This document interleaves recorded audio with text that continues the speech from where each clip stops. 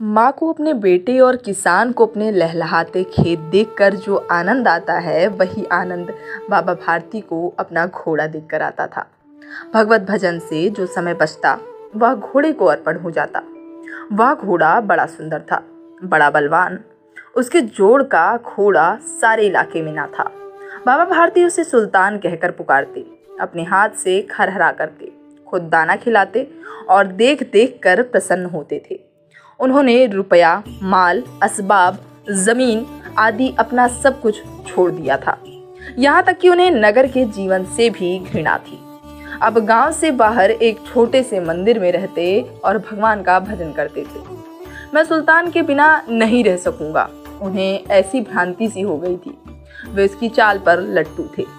वो कहते कि घोड़ा ऐसे चलता है जैसे मोर घटा को देखकर नाच रहा हो।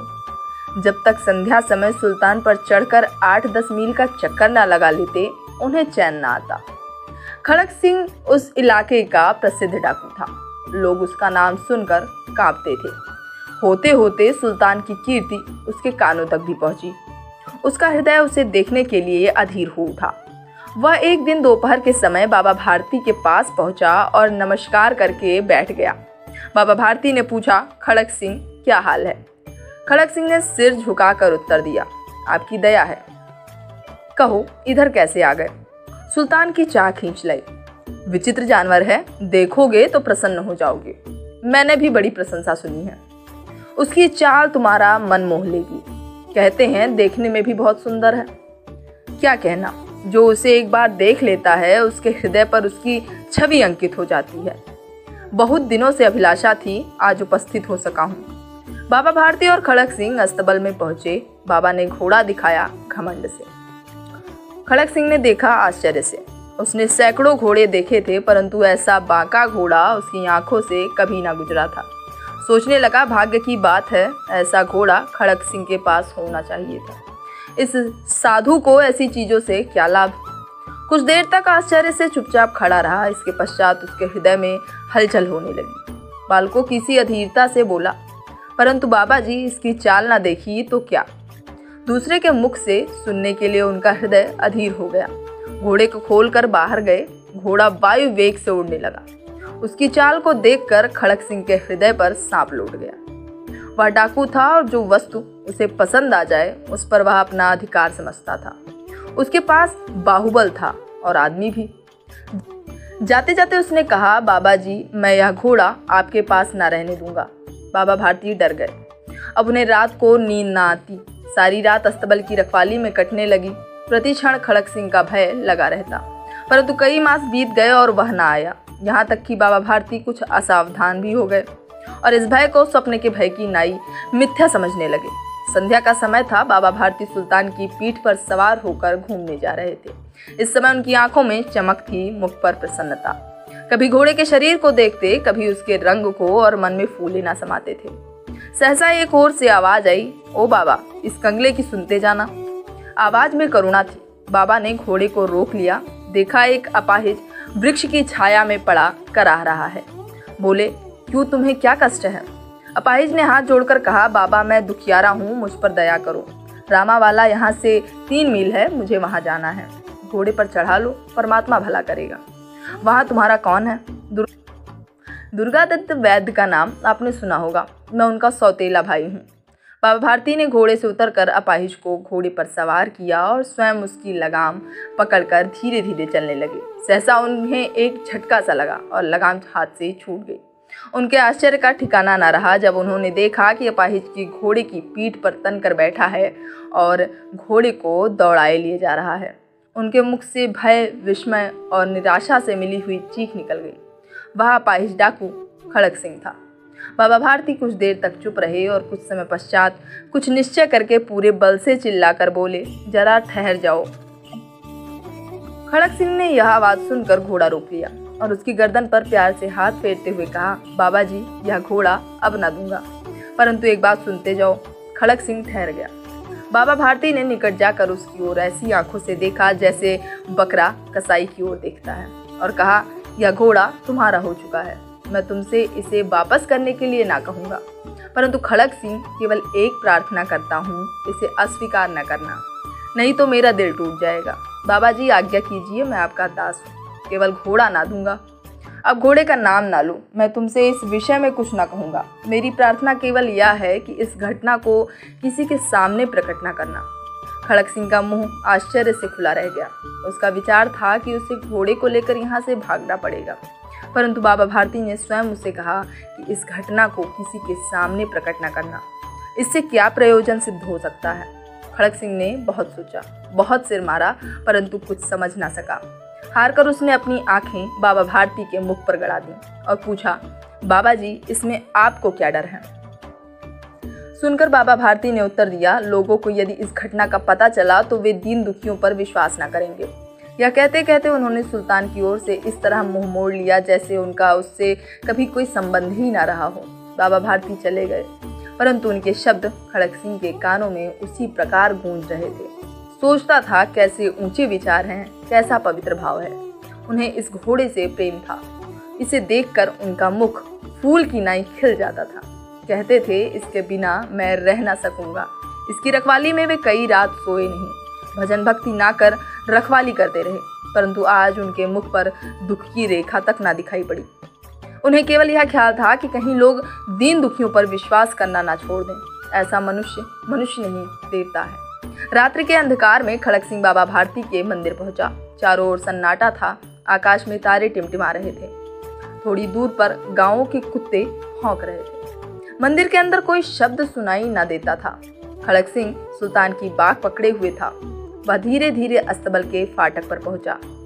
किसी समय वहां बाबा भारती स्वयं लाठी लेकर पहरा देते थे, परंतु आज उन्हें किसी चोरी, किसी डाके का भय न था। खड़ग सिंह ने आगे बढ़कर सुल्तान को उसके स्थान पर बांध दिया और बाहर निकलकर सावधानी से फाटक बंद कर दिया। इस समय उसकी आंखों में नेकी के आंसू थे। रात्रि का तीसरा पहर बीत चुका था। चौथा पहर आरंभ होते ही बाबा भारती ने अपनी कुटिया से बाहर निकलकर ठंडे जल से स्नान किया। इसके पश्चात इस प्रकार जैसे कोई स्वप्न में चल रहा हो, उनके पांव अस्तबल की ओर बढ़े, परंतु फाटक पर पहुंचकर उनको अपनी भूल प्रतीत हुई। साथ ही घोर निराशा ने पांव को मन भर का भारी बना दिया। वे वहीं रुक गए। घोड़े ने अपने स्वामी के पांवों की चाप को पहचान लिया और जोर से ही हिलाया। अब बाबा भारती आश्चर्य और प्रसन्नता से दौड़ते हुए अंदर घुसे और अपने प्यारे घोड़े के गले से लिपटकर इस प्रकार रोने लगे, मानो कोई पिता बहुत दिन से बिछड़े हुए पुत्र से मिल रहा हो।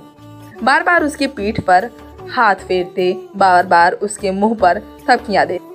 फिर वे संतोष से बोले, अब कोई दीन दुखियों से मुंह ना मोड़ेगा।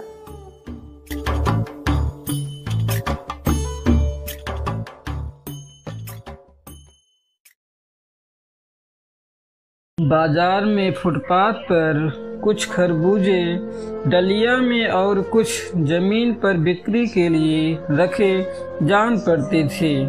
खरबूजों के समीप एक अधेड़ उम्र की औरत बैठी रो रही थी।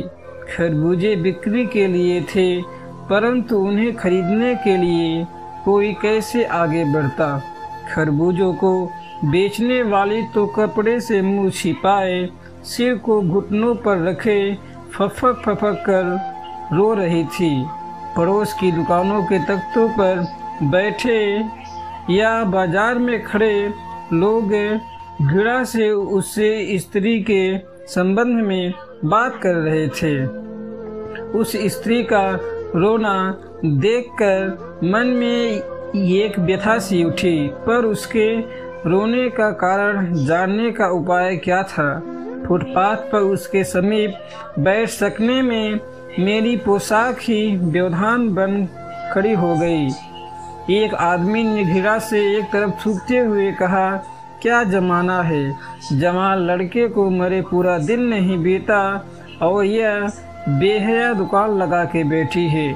दूसरे साहब अपनी दाढ़ी खुजाते हुए कह रहे थे, अरे जैसी नीयत होती है अल्लाह भी वैसे ही बरकत देता है। सामने के फुटपाथ पर खड़े एक आदमी ने दिया सलाई की तीली से कान खुजाते हुए कहा, अरे इन लोगों का क्या है, ये कमीने लोग रोटी के टुकड़े पर जान देते हैं। इनके लिए बेटा बेटी खसम लुगाई धर्म ईमान सब रोटी का टुकड़ा है। परचून की दुकान पर बैठे लाला जी ने कहा, अरे भाई, उनके लिए मरे जिए का कोई मतलब ना हो, पर दूसरे के धर्म ईमान का तो ख्याल करना चाहिए। जवान बेटे के मरने पर 13 दिन का सूतक होता है और वह यहाँ सड़क पर बाजार में आकर खरबूजे बेचने बैठ गई है। 1000 आदमी आते जाते हैं, कोई क्या जानता है कि इसके घर में सूतक है। कोई इसके खरबूजे खा ले तो उसका ईमान धर्म कैसे रहेगा? क्या अंधेर है।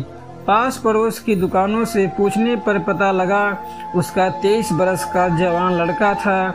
घर में उसकी बहू और पोता पोते हैं। लड़का शहर के पास 1.5 बीघा भर जमीन में कछियारी करके परिवार का निर्वाह करता था। खरबूजों की डलिया बाजार में पहुंचाकर कभी लड़का स्वयं सौदे के पास बैठ जाता, कभी माँ बैठ जाती। लड़का परसों सुबह मुंह अंधेरे बेलों में से पके खरबूजे चुन रहा था। गीली मेड़ की तरावट में विश्राम करते हुए एक सांप पर लड़के का पैर पड़ गया।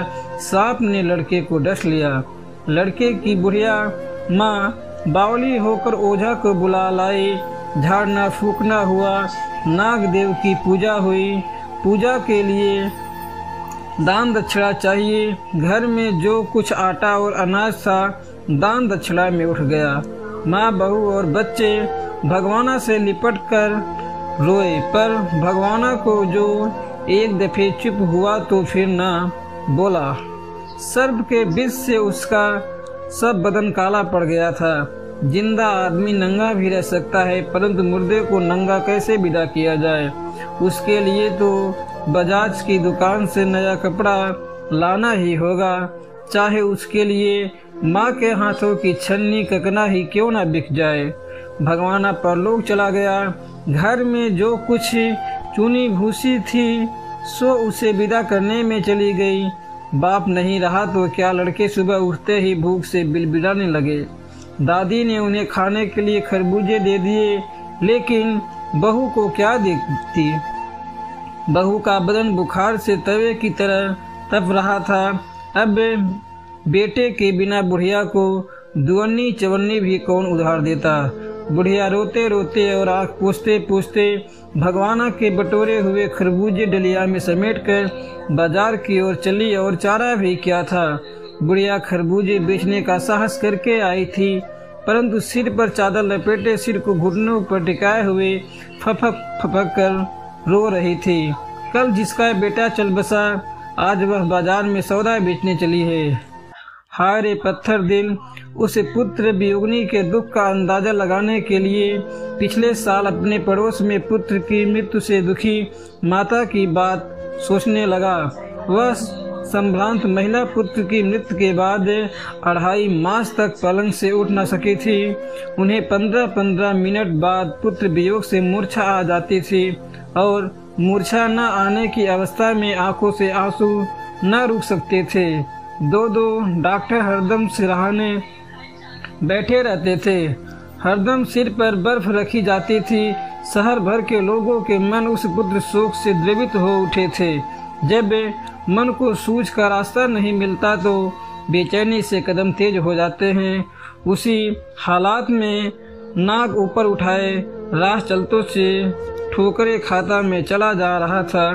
सोच रहा था, शोक करने गम मनाने के लिए भी सहूलियत चाहिए, और दुखी होने का भी एक अधिकार होता है।